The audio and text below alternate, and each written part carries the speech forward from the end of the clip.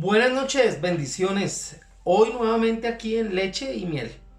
Un tema que es de suma importancia que nosotros como cristianos lo sepamos abordar, sepamos aconsejar y sepamos qué es lo que está sucediendo alrededor de este tema en el que nosotros también tenemos que vernos como protagonistas e involucrados para bendición de quienes nos rodean. Y es el tema del aborto. Así que alístese a atender al consejo de Dios frente a este tema que está tan en boga, tan de moda en este tiempo. Quisiera empezar hablando acerca de lo que ha venido sucediendo no solamente en Argentina sino en el mundo. En muchos países se ha venido aprobando una ley que de alguna manera le da vía libre al aborto, ¿no? Y digamos que en Argentina sucedió apenas ahorita terminando el año y han pasado cosas, digamos que a mi modo de ver, extrañas en el sentido en que uno no pensaría que ese tipo de situaciones puedan darse en una sociedad que de alguna manera tiene elementos morales, elementos éticos que deberían tenerse en cuenta. Por ejemplo, la celebración, las marchas, las características propias de estas marchas, las mujeres normalmente son las que marchan porque son las directamente involucradas en este tema y como por ejemplo uno ve canciones como la cumbia Mata Bebé en medio de una marcha donde se está pidiendo entre comillas un derecho, ¿sí? Y que se ha vuelto y se ha convertido más en una ideología y en una idea para cumplir con propósitos y fines que no siempre son los correctos. Y justamente eso es lo que yo quiero que usted y yo entendamos y develemos en este corto mensaje. Digamos que ante cualquier tipo de aborto, la reflexión se sitúa en dos valores que debemos tener en cuenta: vivir y decidir, ¿no? Estamos hablando de muerte y estamos hablando de escasez o imposibilidad de tomar decisiones. Entonces, ante esos dos derechos humanos fundamentales que son el derecho a la vida y el derecho a la libertad, ¿no? Entonces el tema del aborto, digamos que pretende dividir la gente entre los que son pro vida y los que son pro aborto, ¿no? Y nosotros como cristianos tenemos que estar situados en un lugar preciso. El amor no tiene puntos medios. El amor es una condición, una situación en la que nosotros nos debemos ubicar y debemos estar claros frente a ello. Digamos que los provida, como yo, ¿sí? Afirmamos que todo aborto es un crimen y que abortar es matar, definitivamente. Hay grupos de mujeres, hay feministas, por ejemplo, que pertenecen a una cultura llamada en este tiempo la cultura de la muerte y promueven justamente la práctica masiva, la práctica festiva, ¿no? Y eso, cuando yo digo festivo, es cómo hacer de una práctica de muerte una canción, por ejemplo, ¿no? Que es la práctica del aborto. El aborto a veces se ha tomado como una salida rápida o un problema pasajero, ¿no? Es algo así como que si yo tengo lombrices, pues me purgo. Y entonces digamos que ya se está viendo desde esa perspectiva. Y al colocar el dilema entre la vida y la muerte, pues nosotros contribuimos, digamos que a veces a culpabilizar y atemorizar a las mujeres. ¿En qué sentido? En que nosotros, nuestro comportamiento no debe ser de censura, y eso lo voy a hablar ahorita más adelante. Nuestro comportamiento como líderes, como pastores, como hombres y mujeres que conocemos de Dios debe ser absolutamente otro. Pero digamos que también cualquier mujer ante un embarazo no deseado y ante la imposibilidad o la posibilidad de un aborto, digamos que vive un dilema, ¿no? Entra en una dualidad. ¿Qué hacer? ¿Es válido hacerlo? ¿No es válido hacerlo? Y sobre todo cuando están en condiciones particulares. Entonces aquí yo creo que el dilema no es muchas veces entre vivir o morir, más bien entre vida y vida. Cuando hablamos si la vida de la madre está expuesta, si la vida del bebé está expuesta, entonces aquí las cosas se determinan de una manera distinta. Entonces, digamos que en términos más filosóficos podríamos pensar en que no es lo mismo existir que vivir. Jesús explicaba dentro de esos planes de Dios, él decía que tengan vida y que la tengan en abundancia. Él vino a darnos vida y vida en abundancia. ¿Y cuál es esa vida que él vino a darnos en abundancia? Y yo diría que una de las aristas de este texto tiene que ver con la calidad de vida, ¿no? Entonces, que tengamos una vida llena de salud, que tengamos una vida donde podamos educarnos, donde podamos tener afecto, donde tengamos necesidades básicas cubiertas, que tengamos una seguridad y una inteligencia emocional bien alimentada, inclusive en lo material, ¿no? Que tengamos oportunidades de trabajo, oportunidades de estudio. Entonces, vida es tener todo esto. Vivir no es solamente estar, existir, por decirlo así, pero es justamente lo que nosotros debemos garantizar y lo que debemos enseñar. Porque es que cuando eso no se tiene claro, entonces nosotros procuramos es cortar la existencia y no cortar la vida. Y ahí hay un elemento sustancial para tener en cuenta en este estudio. Entonces, el tema del aborto requiere mucha información. No es un tema que nosotros debemos dejar de manera liviana a expensas de que la poca información que se dé venga de personas o venga de ideologías que procuran o lo que quieren es justamente que no superpoblar la tierra, buscar en que haya entre más tiempo, menos gente para poder gobernarla, para poder estar subyugándola, sometiéndola. Entonces, cuando la información viene de allí, pues obviamente las mujeres van a acceder a abortar en cualquiera de los términos que se quieran. Entonces nosotros tenemos que enseñar claramente y tener conocimiento de la palabra de Dios, también desde lo biológico, desde lo científico, desde lo filosófico, y en la medida en que uno añada conocimiento, y estoy hablando que el más importante de ellos en nuestro caso sería el conocimiento de la palabra, eso ayudaría en algún momento a que las decisiones fueran lo más acertadas y lo más correctas posibles. Mire, en el caso del aborto nunca es así. Digamos que terminar con un embarazo es siempre una decisión que requiere una reflexión, primero, personal. Y esa reflexión tiene que ir mediada justamente por el conocimiento que se tenga, pero también una reflexión en pareja. El aborto no puede ser decisión de una de las dos partes, ¿no? A no ser que en casos específicos pues la otra parte no esté, en caso de violación, en caso de abuso, en caso de, pues obviamente, pero en la medida en que se pueda, la reflexión tiene que ser en pareja. La información, por ejemplo, tiene que venir de la reflexión de la información que den los profesionales de la salud. Sí, es una información que requiere que también se tenga muy clara la idea de libertad. Y esa idea de libertad no dejándonos influir por las leyes. Esas leyes que promueven justamente de que se detenga la vida. ¿Sí? Hay normas, hay órdenes, hay creencias de otros que lo que propenden es justamente avalar la idea de terminar con una vida. Y una vida que ya ha sido gestada en el vientre de una madre. La conciencia de la decisión que se debe tomar tiene que ir sesgada a la conciencia, ¿no? Y la conciencia se desarrolla ejercitándola. Y aquí quiero explicar algo y hacer un paréntesis. La conciencia del hombre está determinada en el espíritu. El hombre tiene alma, cuerpo y espíritu. Entonces, en el alma está la voluntad, están los pensamientos, la mente, están las emociones, están los sentimientos. En el cuerpo, bueno, tenemos cabeza, tronco, extremidades y tenemos todo el sistema digestivo, sistema nervioso, sistema, bueno, etcétera.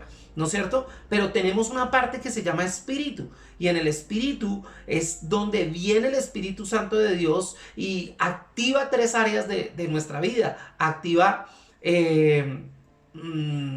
la comunión, activa la conciencia y activa la intuición. Pero la conciencia empieza a alimentarse de la palabra de Dios. La conciencia en una persona que no tiene a Dios es alimentada por las normas, por las leyes, por los deseos, por las pasiones. Digamos que la gente vive más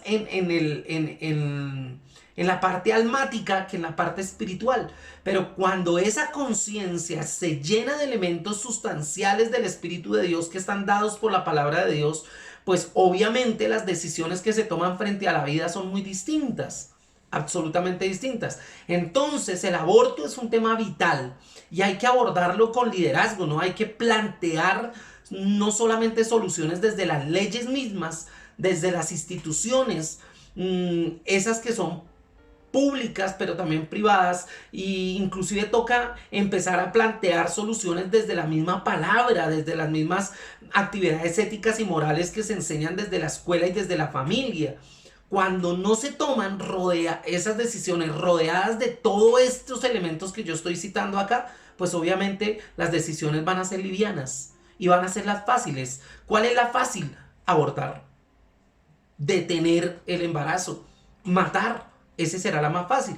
Entonces, yo quiero que usted entienda claramente que un embrión y un feto ya son vida humana en potencia, ¿no es cierto? En proceso, en camino. No estamos hablando de un cúmulo de células, ¿sí? Hay amontonadas que empiezan a desarrollarse para traer vida. No, desde el comienzo, desde el principio, allí ya hay una vida humana en potencia.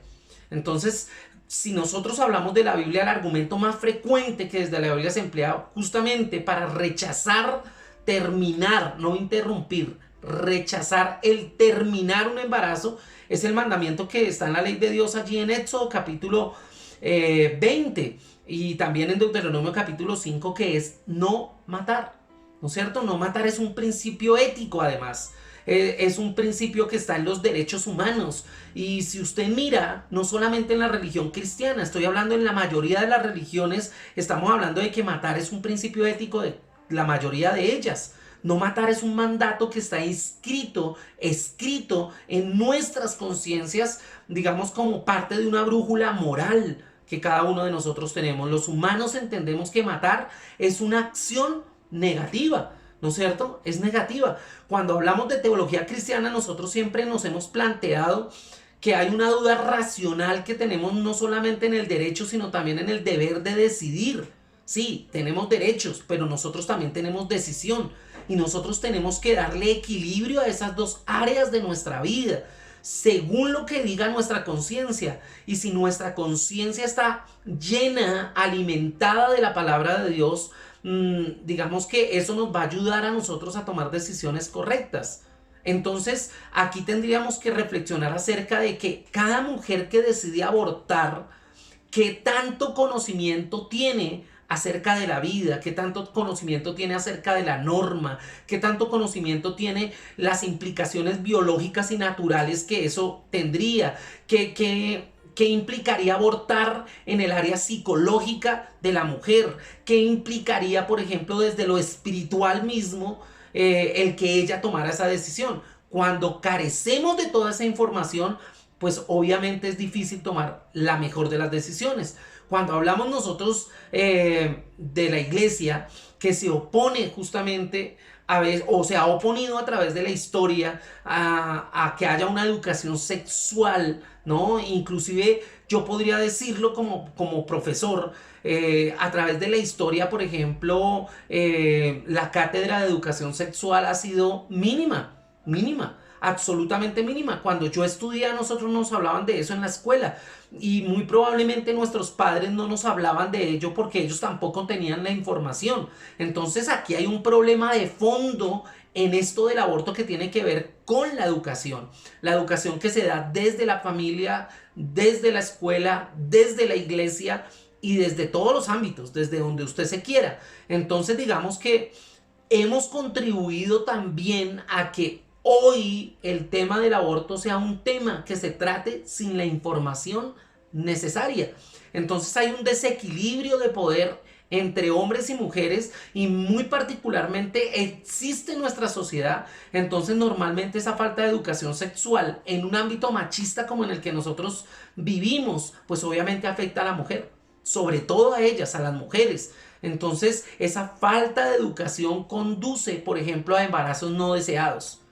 Bueno, pensemos que el tema de la educación sexual en cuanto a los embarazos no deseados en este tiempo ya no es tan marcado, pero sí, por ejemplo, a embarazos forzados, a abortos forzados, a no tener claras muchas cosas que podrían librarnos de la necesidad de tomar decisiones como la de abortar. Entonces, yo creo que nosotros tenemos que ayudar a que este tipo de educación empiece a darse de una manera adecuada, indicada.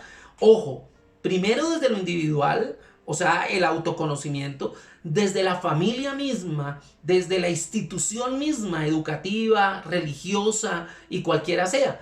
¿Sí? La falta de información es importante que deje de ser una causa que lleve a la toma de las decisiones como se están tomando. Entonces hay una toma de decisión responsable ante la propia conciencia o ayudados de la conciencia y ante Dios.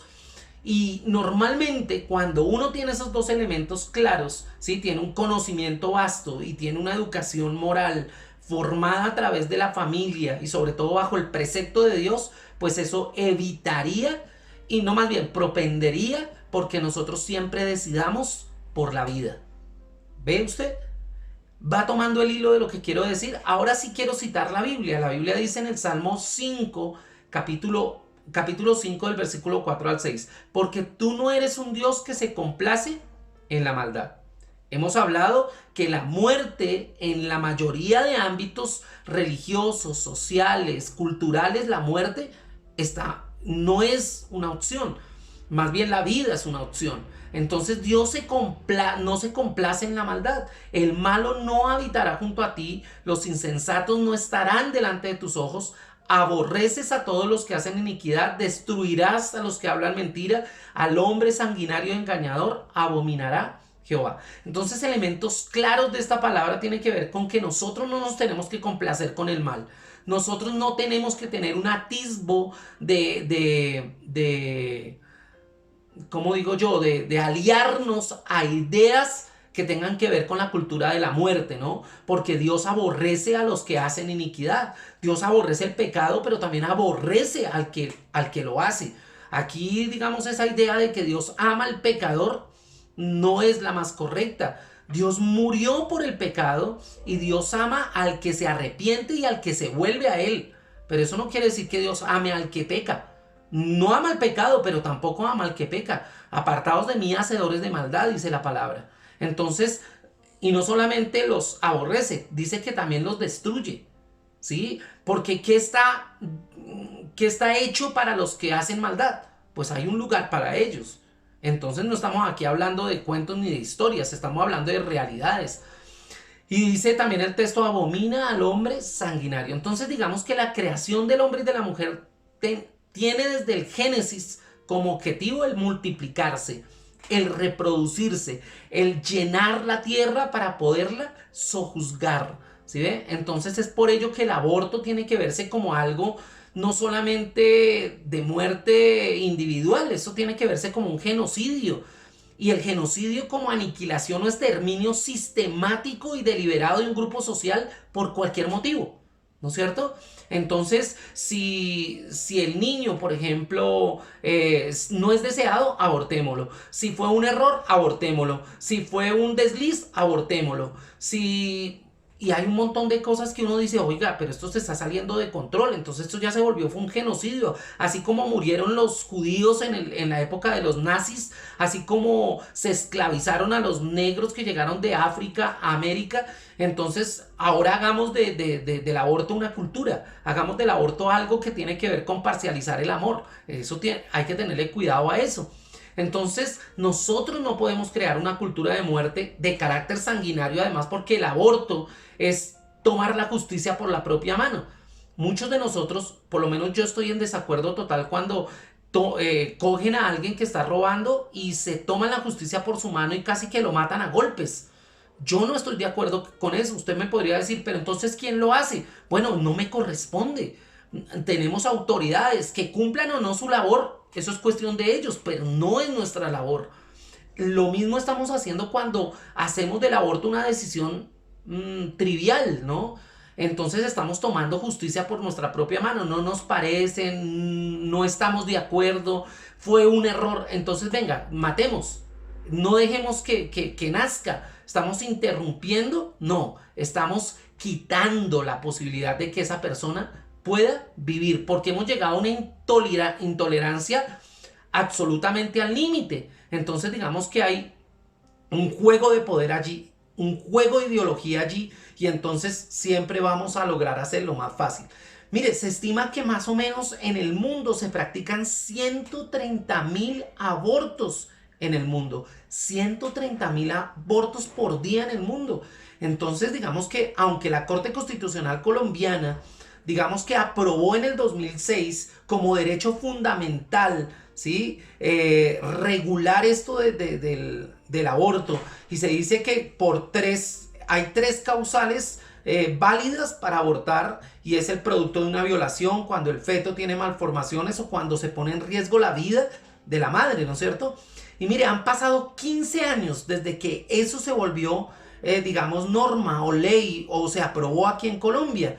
Y se dice que se estima que aproximadamente 400.000 abortos clandestinos siguen ocurriendo cada año, ¿no? Y dice que solamente en estos años han habido 52.000 abortos legales. Solamente 52.000 casos.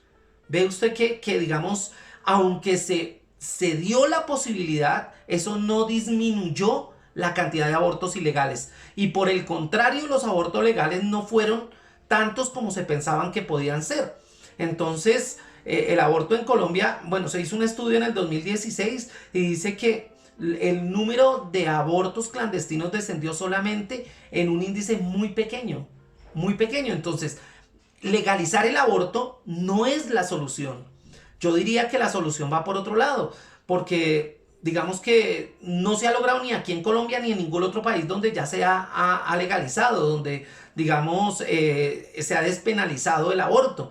Entonces, y tanto porque se tiene como la idea de que un feto de 14 semanas todavía no es una vida, ¿no?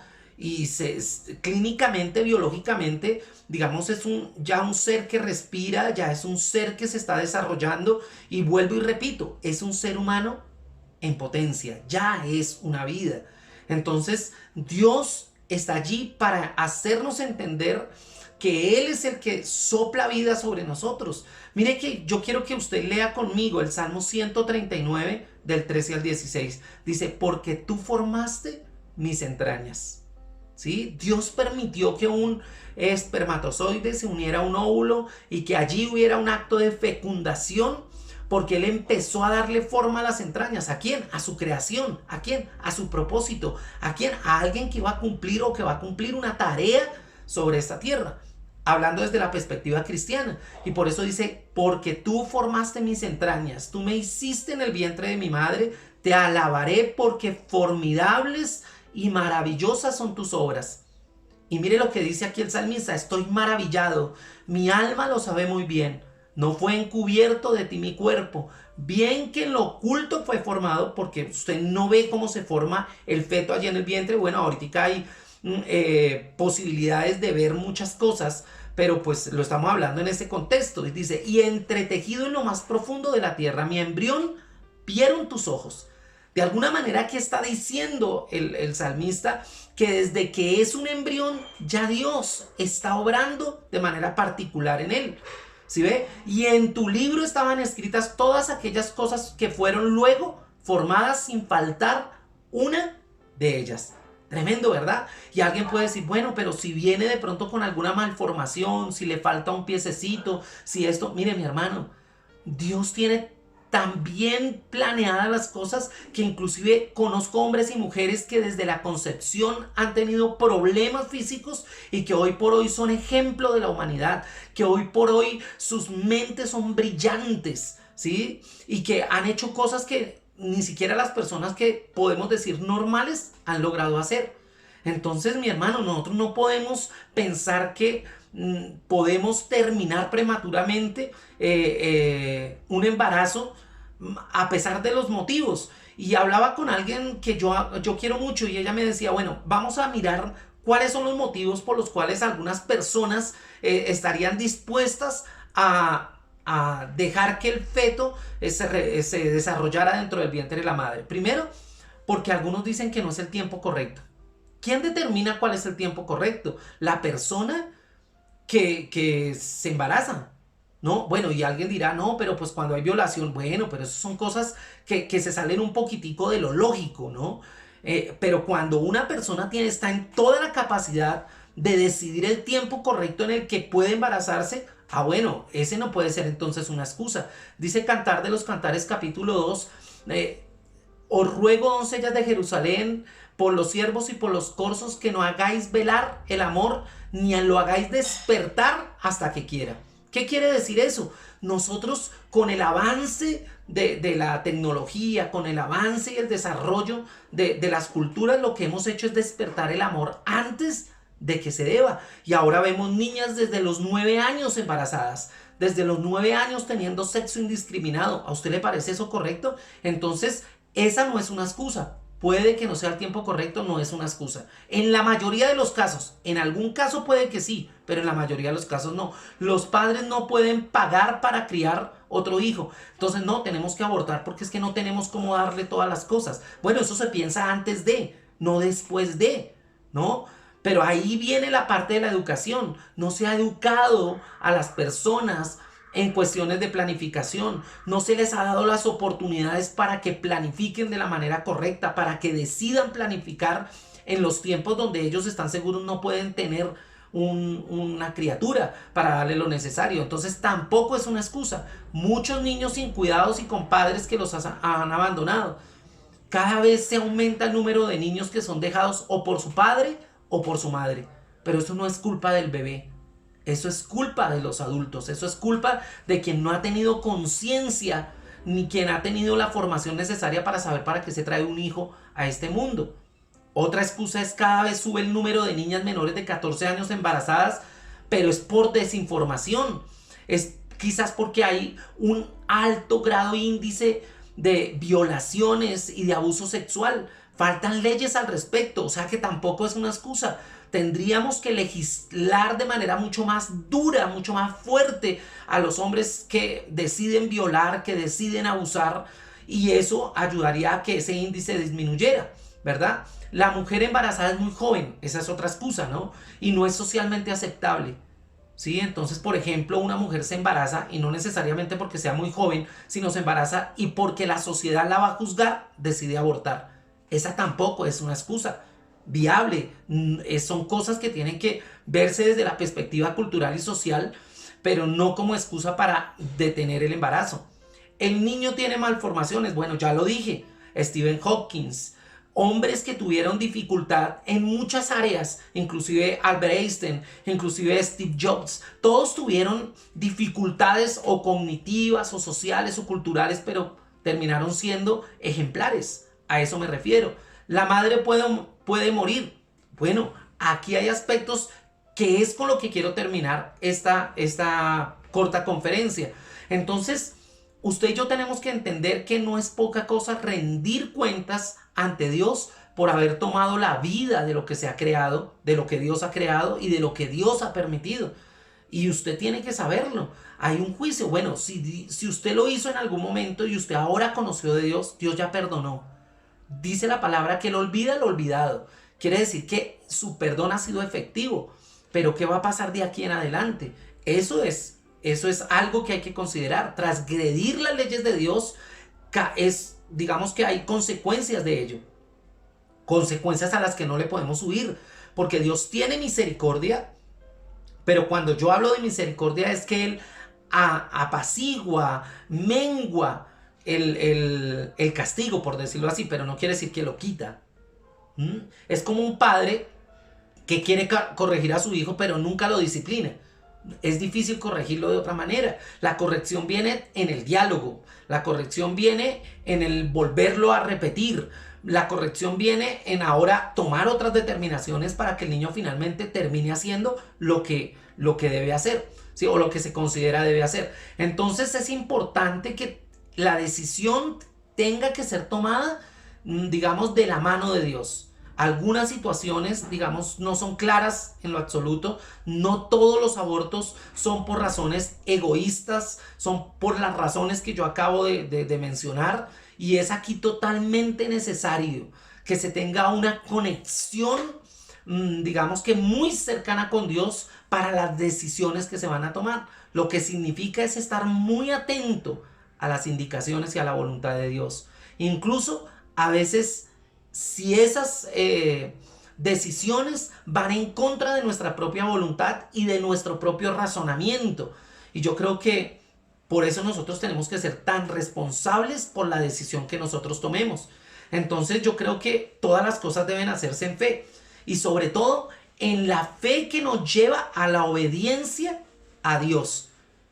El que da y el que quita la vida, porque es Él. Dice la palabra que Él la da y Él la quita. No somos nosotros los que debemos pensar en esa posibilidad. Él es un juez justo, ¿sí? Él tiene siempre un propósito divino y su amor es totalmente insondable. Y Él siempre va a cuidar la vida tuya, mi vida y la vida de los que están por nacer, ¿no es cierto?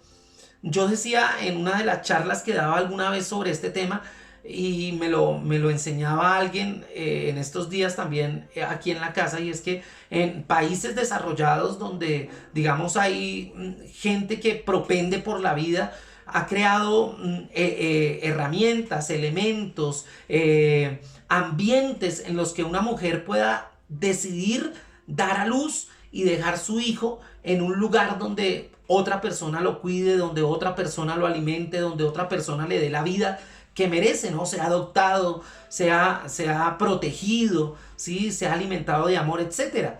Entonces digamos que estas también son soluciones que nosotros podamos darle al tema. Entonces, ¿cuál es la perspectiva cristiana? Y termino con ello. El cristianismo está fundado en la fe del Dios y de un Dios todopoderoso. Y digamos que Él tiene un poder creador en todo sentido, en el aspecto natural y en el aspecto espiritual.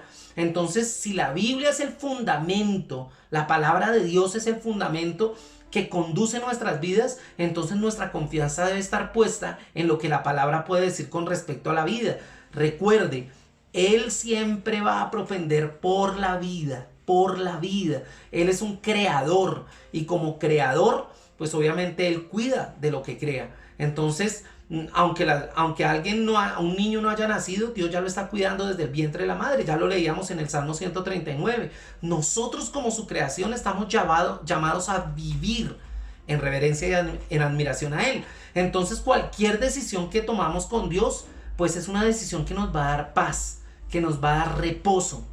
Mire que aquí no le estoy diciendo decida por esto o decida por aquello. No, yo le estoy diciendo acérquese a Dios. Llénese de información desde el área científica, desde el área biológica, desde el área legal, pero sobre todo desde el área espiritual, a ver cómo eso puede ayudarle a tomar una mejor decisión en el momento en que necesite tomarla. Entonces nosotros creemos que muchas vidas quizás se hubieran salvado si se hubiera buscado primero a Dios antes de tomar decisiones como la de abortar de manera radical. Nosotros no podemos abstraernos, nosotros los pastores, de la necesidad que tienen muchas mujeres de escuchar una voz que venga de Dios, que las invite, que las acompañe, que las oriente, que las arrope en momentos difíciles y de decisiones trascendentales como la de abortar. Mire que muchas de ellas lo han hecho porque no han tenido una mano amiga, no han tenido una voz de aliento, sino han tenido una voz de juicio. Han tenido una voz que las acusa, han tenido un dedo que las está señalando. Entonces obviamente las decisiones ahí son distintas. Aparte de eso, pues yo creo que nosotros como iglesia también tenemos que educar. La educación se convierte en algo fundamental y en algo trascendental para que las decisiones tengan el elemento de juicio necesario para que se permita entender la vida como un privilegio, entender la vida como una bendición y como un propósito de Dios. Entonces, sí, aunque a partir de 1993 aquí en Colombia se estableció de que se tenía que obligatoriamente que enseñar esto en las escuelas, déjeme decirle que los primeros que enseñan acerca de esto de la sexualidad, de este tema de la sexualidad, que es tan importante, deben ser los padres, no la escuela. Los padres. Quizás la escuela lo pueda hacer desde un elemento científico y biológico, pero desde un elemento ético y moral y sobre todo bíblico, tiene que nacer desde la escuela. Entonces esa es mi invitación hoy, que este tema del aborto sea tomado como algo fundamental dentro de las conversaciones, dentro de la educación que se dé dentro de la iglesia, dentro de la familia, dentro de la escuela, pero sobre todo no juzgando, sobre todo no colocando un dedo en la llaga acusando, sino que nosotros podamos ser esa bisagra que le ayude a la mujer de hoy a tomar la mejor decisión. Y recuerden, esto es cuestión de conciencia.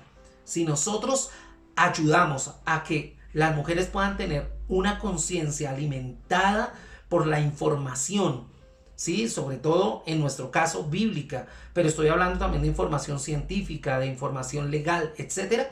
Yo creo que la situación sería diferente en este sentido. No tendríamos que promulgar leyes para dar vía libre al aborto, más bien tendríamos que hacer leyes para que hubiera menos violaciones, para que hubiera menos abuso sexual, para que hubiera mucho más educación a las familias, a los padres, a los mismos chicos en las escuelas, pero no una educación sesgada, no una educación ideologizada, por decirlo así, sino una educación coherente.